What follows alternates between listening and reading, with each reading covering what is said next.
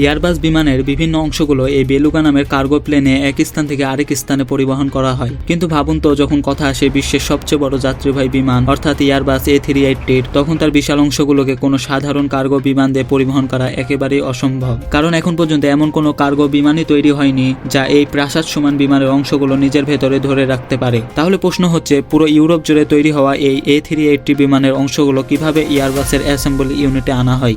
মায়াটেক বাংলা চ্যানেলে আপনি নতুন দর্শক হলে এমন তথ্যবহুল ভিডিও সবার আগে পেতে চ্যানেলটি সাবস্ক্রাইব করে বেল আইকনটিতে ক্লিক করুন। বন্ধুরা, এয়ারবাস হলো একটি ইউরোপীয় বিমান নির্মাণ সংস্থা যা প্রতি বছর প্রায় 1000টি বিমান তৈরি করে এবং বিশ্বের বিভিন্ন এয়ারলাইন্সে সরবরাহ করে। গণনা করে দেখলে বলা যায় তারা প্রতিদিন প্রায় 3টি নতুন বিমান তৈরি করে থাকে।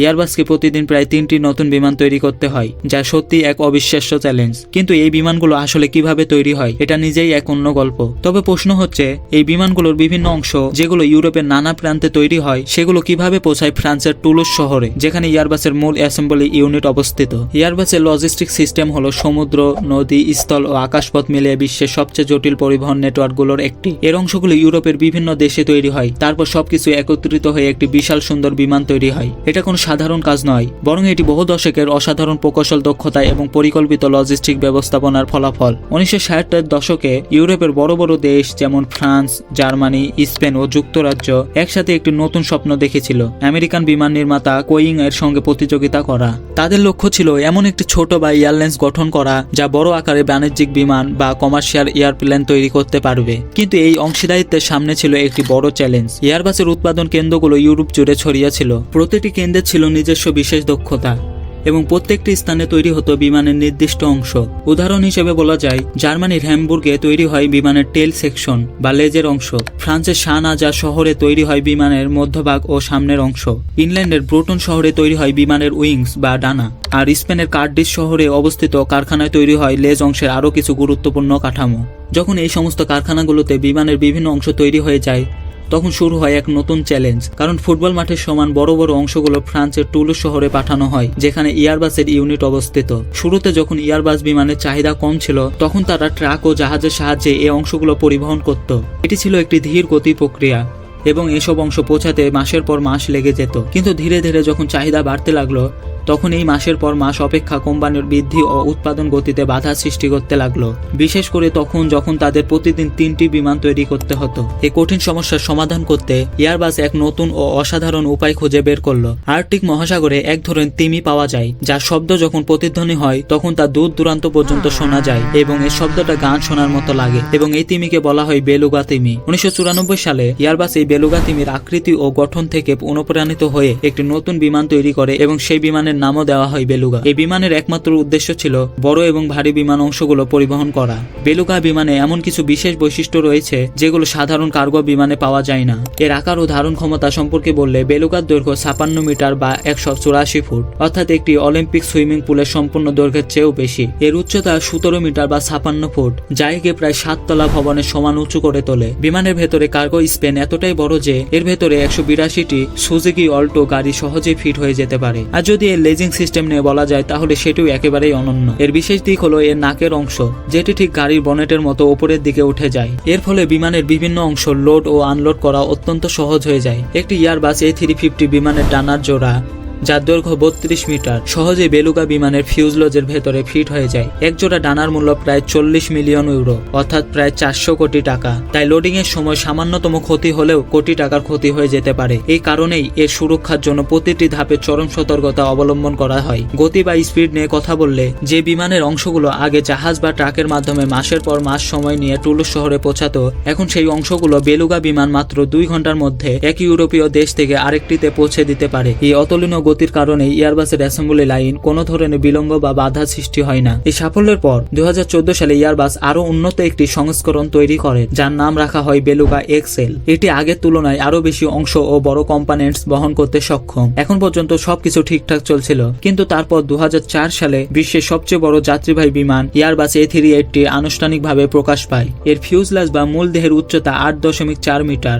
এবং এর ডানার বিস্তার ফিউজলাজের পাশে প্রায় 16 মিটার পর্যন্ত বিস্তৃত। এখন সমস্যা হলো, বেলুগা XL এর কার্গো কম্পার্টমেন্টের উচ্চতা মাত্র 7.5 মিটার, অর্থাৎ এর ভেতরে এয়ারবাস A380 বিমানের দেহ বা ডানা দুটোর কোনোটিও ফিট করা সম্ভব নয়। আর এখানে জানা দরকার, ফিউজলাজ হলো বিমানের সেই নালাকার বা সিলিন্ডার আকৃতির অংশ যার ভেতরে যাত্রীরা বসে এবং পাইলট কংক্রিট পরিচালনা করেন। যেমনটা হয়, ফিউজলাজকে বিভিন্ন অংশে তৈরি করা হয় এবং পরে জোড়া লাগানো সহজ হয়। যদিও বানানো এবং জোড়া দেওয়া সহজ হয়, কিন্তু ডানা একটি টুকরায় তৈরি করা হয়, কারণ এর ভিতরে ফুয়েল ট্যাঙ্কও থাকে এবং হাইড্রোলিক লাইনও। আর সবচেয়ে বেশি চাপ বা স্ট্রেস পড়ে ঠিক এই ডানার উপরেই, তাই এটি একটি মাত্র টুকরায় তৈরি করা হয় যেন কোনো ধরনের স্ট্রাকচার দুর্বলতা বা ফুয়েল ট্যাঙ্কের লিকেজ না হয়। এই নতুন A380 বিমানের বিভিন্ন অংশগুলো ইউরোপের নানা জায়গা থেকে ফ্রান্সের টুলুজ শহরে পাঠানোর জন্য এয়ারবাস প্রথমে বেলুগা এক্সএল নামের একটি বিশেষ পরিবহন বিমানের কথা ভেবেছিল, কিন্তু সেখানে অনেক সমস্যা ছিল। প্রথমত, তাদের বেলুগা বিমানটিকে আবার নতুনভাবে ডিজাইন করতে হতো এবং ইঞ্জিনের ক্ষমতাও বাড়াতে হতো।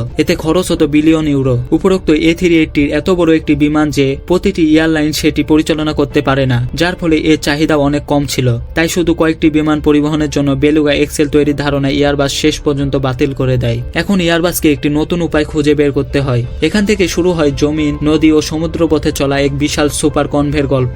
এয়ারবাস বিশেষভাবে রোল অন রোল অফ জাহাজ তৈরি করেছিল যাতে বড় এবং ভারী অংশগুলো সহজে পরিবহন করা যায়। এই জাহাজে অংশগুলো চাকার সাহায্যে সরাসরি ভেতরে নেওয়া ও নামানো হয়, তাই এগুলোকে রোল অন রোল অফ, যেটাকে সংক্ষেপে রোরো শিপ বলা হয়। এর মধ্যে একটি জাহাজের নাম হলো সিটি অফ হ্যামবার্গ। এটি 126 মিটার লম্বা ও 20 মিটার চওড়া। এর কার্গো স্পেস বেলুগা এক্সেল এর চেয়েও 5 গুণ বেশি। জার্মানির হ্যামবার্গ বন্দর থেকে এয়ারবাসের বিশাল বিশাল অংশগুলো রোলিং প্ল্যাটফর্মের মাধ্যমে সরাসরি জাহাজের ভেতরে নেওয়া হয়, তাই এখানে ক্রেন ব্যবহারেরও প্রয়োজন হয় না। এই জাহাজ হ্যামবার্গ বন্দর থেকে ফ্রান্সের সেন্ট নাজার বন্দরে পৌঁছাতে 1600 কিলোমিটার পথ অতিক্রম করে। এই যাত্রায় একেবারে সহজ নয়, কারণ নর্থ সি বা উত্তর সাগরে ঝড় এবং 5 মিটার পর্যন্ত উঁচু ঢেউ খুবই কমন ব্যাপার। যদি সমুদ্রে দোলার কারণে 400 কোটি টাকার ডানা সামান্যতম আঘাতও লাগে, তাহলে কোম্পানিকে পুরো ডানা নতুনভাবে তৈরি করতে হয়। তাই জাহাজের ক্যাপ্টেন ও ক্রু প্রতি 4 ঘন্টা পর পর কার্গো চেন পরীক্ষা করে এবং 24/7 ক্যামেরার মাধ্যমে কার্গোর উপর নজর রাখা হয়, যেন কোনো ধরনের ক্ষতির সম্ভাবনাই না থাকে। ফ্রান্সের সেন্ট নাজার বন্দরে পৌঁছে জাহাজটি একটি স্টপ ওভার নেয়। তারপর বিশাল অংশগুলো নামিয়ে বিশেষভাবে ডিজাইন করা বার্জে তোলা হয়। এই বার্জগুলো অংশগুলোকে গ্যারান নদী পথে ফ্রান্সের বর্দো শহরে নিয়ে যায়। এখানেই আসে সবচেয়ে বড় চ্যালেঞ্জ, কারণ গ্যারান নদীতে আছে পন্ট ডি পায়ার ব্রিজ নামের একটি পুরনো সেতু, যার খিলানগুলো বেশ ছোট। এই 500 মিটার লম্বা সেতুটি 1810 সালে তৈরি করা হয়েছিল এবং প্রতিটি খিলানের মাপ একরকম নয়। শুধু নম্বর 9 খিলানটির প্রস্থ 19 মিটার, যেখান দিয়ে বাসগুলো কোনোভাবে পার হতে পারে, কিন্তু দুই পাশের মাত্র কয়েক ইঞ্চি জায়গা ফাঁকা থাকে। প্রস্থের সমস্যা তো এভাবে মিটলো, কিন্তু উচ্চতার সমস্যা থেকে গেল, কারণ খিলানের নিচের ফাঁকা জায়গা নদীর পানির স্তরের উপর নির্ভর করে। যদিও গ্যারান নদীর এই অংশটি আটলান্টিক মহাসাগর থেকে প্রায় 60 কিলোমিটার দূরে, তবুও এর পানির স্তর এখনো সমুদ্রের জোয়ার ভাটার উপর নির্ভরশীল। সাধারণ অবস্থায় পানির স্তর অনেক উঁচু থাকে, তবে বাসগুলোর পক্ষে সেই খিলানগুলো দিয়ে পার হওয়া সম্ভব নয়। কিন্তু প্রতি 12 ঘন্টা পর একবার ক্যাপ্টেনের হাতে থাকে মাত্র 3 মিনিটের এক অবসর জানালা। যদি তিনি এই 3 মিনিটের সুযোগটা মিস করেন, তাহলে পুরো কনভয়কে 12 ঘন্টা অপেক্ষা করতে হয়। এতে এয়ারবাসের পুরো সময়সূচি দেরি হয়ে যায়। এই কঠিন সমস্যার সমাধানে বাসগুলোতে অ্যাডজাস্টেবল প্ল্যাটফর্ম বসানো হয়েছিল, যেন পানির স্তর কম থাকলেও সহজে খিলানগুলোর নিচ দিয়ে যাতায়াত করা যায়। এটা যদিও লজিস্টিক প্রক্রিয়ার একটি ছোট অংশ, কিন্তু এর গুরুত্ব ছিল বিপুল। এখান পর্যন্ত আপনি জানলেন সমুদ্র ও নদীপথে যাত্রার গল্প। এখন চলুন স্থলপথের যাত্রার দিকে, কারণ বার্দো থেকে টুলুজ এখনো 250 কিলোমিটার দূরে। এই যাত্রা শুরু হয় 50 মিটার লম্বা এক সুপার ট্রাক দিয়ে। প্রতিটি ট্রাকে 650 হর্স পাওয়ারের ইঞ্জিন এবং 96টি চাকা থাকে। এয়ারবাসের এই বিশাল অংশগুলোকে টুলুজের অ্যাসেম্বলি ইউনিটে পৌঁছানো হয় এই সুপার ট্রাকগুলোর মাধ্যমেই। কিন্তু এই কাজ কোনোভাবে সহজ নয়। শহরকে যানজট কম রাখতে পুরো কনভয়কে শুধু রাতের বেলাতে চালানো হয়। রাতের সময় মহাসড়ক ও শহরের রাস্তা বন্ধ করে দেওয়া হয়। 40 জনের একটি টিম, যার মধ্যে পুলিশ, এসকর্ট কার ও ইঞ্জিনিয়াররাও থাকে পুরো কনভয়ের সঙ্গে। সবচেয়ে কঠিন অংশ হলো ছোট শহরগুলোর রাউন্ড অ্যাবাউট ও সংকীর্ণ মোড় দিয়ে পার হওয়া। একটি ডানা যা 15 মিটার পর্যন্ত ট্রাকের পিছন থেকে ঝুলে থাকে, তা ল্যাম্পপোস্ট, গাছ আর ছাদের কাছ থেকে মাত্র কয়েক সেন্টিমিটার দূর দিয়ে যেতে পারে। অবশেষে যখন এই অংশগুলো টুলুজের অ্যাসেম্বলি ইউনিটে পৌঁছায়, তখন সেখানকার হাইটেক সিস্টেমের সাহায্যে কয়েক ঘন্টার মধ্যেই সেগুলো একত্র করে ফেলা হয়। A380, যা পৃথিবীর সবচেয়ে বড় যাত্রীবাহী বিমান, তার দেহের অংশগুলো জোড়া দিতে লাগে 19,000-এরও বেশি রিফেট, আর ডানাকে দেহের সঙ্গে যুক্ত করতে লাগে 4,000-এরও বেশি রিফেট। ইঞ্জিন, ইলেকট্রনিক সিস্টেম,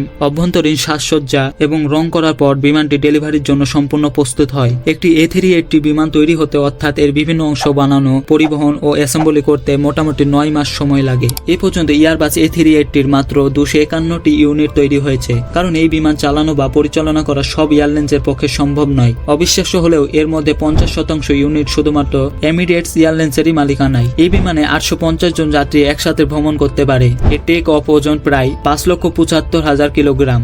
মূল্যের কথা বললে একটি A380 দাম প্রায় 445 মিলিয়ন মার্কিন ডলার, অর্থাৎ প্রায় 3800 কোটি টাকা। তাই পরের বার যদি আপনি কোনো এয়ারবাস বিমানে ভ্রমণ করেন তখন নিশ্চয়ই মনে হবে কতটা পরিশ্রম, উৎসাহ ও টিমওয়ার্কের মাধ্যমে এই বিমান তৈরি করা হয়েছে এবং কত বিপদের মধ্য দিয়ে সেটি পরিবহন করা হয়েছে। আশা করি মাইটেক বাংলার এই ভিডিওটি আপনার ভালো লেগেছে। ভিডিওটি ভালো লাগলে লাইক ও শেয়ার করবেন। পুরো ভিডিওটি দেখার জন্য ধন্যবাদ। দেখা হচ্ছে পরের ভিডিওতে।